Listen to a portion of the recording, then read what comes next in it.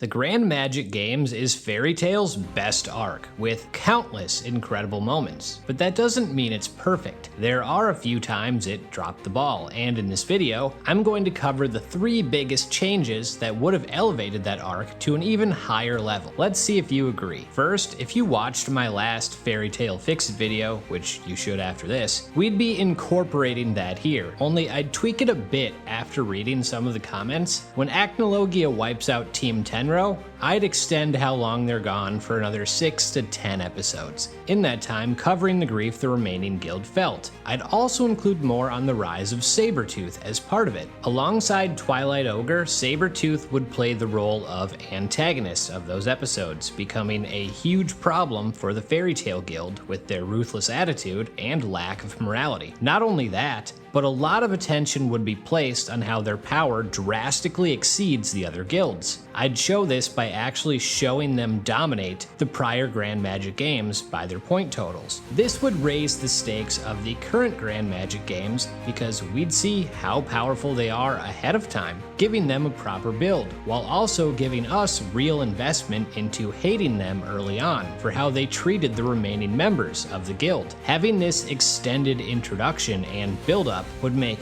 everything that happens after feel more important. Second, and this is honestly the biggest one for me, ditch the Garo Knights entirely. Seriously, screw them. The 4-ish episode stretch they are involved in is the most pointless, nonsensical garbage the show ever put out. Every second they are on screen completely halts all the momentum the arc has. They add nothing. Having secret executioners is a cool idea, but with everything else going on, we know for a fact they aren't a threat to anyone because they have no plot relevance, and then they never come back to do anything worthwhile. So they were literally a filler group tossed in the middle of Fairy Tail's best arc for seemingly no reason. That's not a shot at the fans who created their designs, because the designs are actually pretty cool, but their inclusion in this arc was a massive mistake. If we want to get Lucy, Natsu, and the other members of the rescue team out of the games for a while, here's how we could do that without killing all the momentum the series had. We'll keep Lucy and Yukino being captured by the kingdom because of their celestial keys. We'll keep Makarov putting together the rescue team to go save them. The easiest solution to making this matter is simply make it harder to find Lucy and Yukino. The group sent to find them isn't exactly the smartest bunch. Arcadios' entire plan relies on these celestial wizards. Let's lean into this. So the change I'd make is have the rescue team actually have to work and struggle just to find the girls because they're constantly being moved and hidden around the kingdom. Their importance to opening the Eclipse Gate makes it essential they not be found, so let's make that difficult. You can't punch your way into finding someone, you have to be clever. This adds actual tension to the plot because it plays to the weakness of the rescue team. It makes Arcadios look better that he's actually put together a decent plan to keep them hidden without introducing useless filler villains,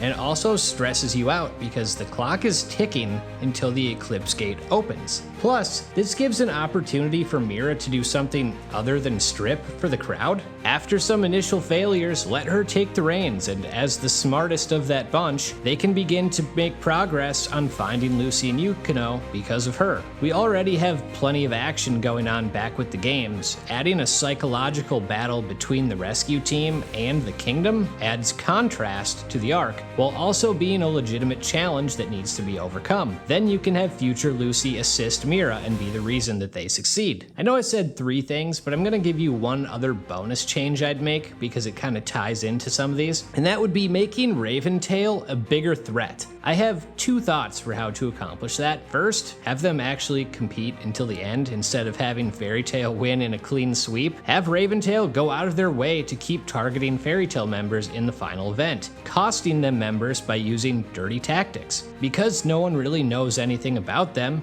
Mavis would have trouble preparing for them, which allows them to hurt Fairy Tail's odds of winning. The way they were set up to be big threats only to single-handedly be defeated by Loxus and then instantly vanish forever really dampened their impact. The moment with Loxus is great and thematically fitting, but it should be pushed back. Let him take them out for good in the final event, after they've screwed over Fairy Tail and cost them multiple members. It builds up their aura more, will hate them even more, and it makes Laxus's victory even sweeter. If they had continued plot relevance, the overall story would be better. They added a cool dynamic, and it should have been stretched out. Also, I'd have them play a role in making the rescue team's job harder to find Lucy and Yukino, not because they side with the kingdom, simply out of pettiness, because that's what they are, and it'd add even more stakes to finding the Celestial Wizards. Finally, I would lean more into the future Lucy stuff. Seeing Lucy and Natsu alone together after the dragons have taken everyone else out sounded amazing, but then it was only barely touched on. I say, go all out with it. Let us see how everyone died individually, each person dying in a specific way, and we can live it alongside Lucy and Natsu. I would have spent multiple episodes watching one tragedy after another until Natsu and Lucy are the only two left, and on Natsu eventually being killed as well. Using a few flashbacks and only focusing on the end results didn't do this premise justice. After everyone is dead, I would have spent more time with Lucy being alone until she finds a way back. Then, in real time, we'll see our main cast go through the exact scenarios where their future versions died. That adds a ton of suspense to see if it'll happen again, and adds value to future Lucy, who can play a role in making sure that things don't go the same way this time. Then you can double down on this and have her fail a few guild members, watching them die again, only now in real time, which builds up Ultir's sacrifice and makes that moment of bringing them back even more impactful. Honestly, some people here should have stayed dead, but even if no one does, at least building the tension up would have made things more suspenseful. With that, I'm out.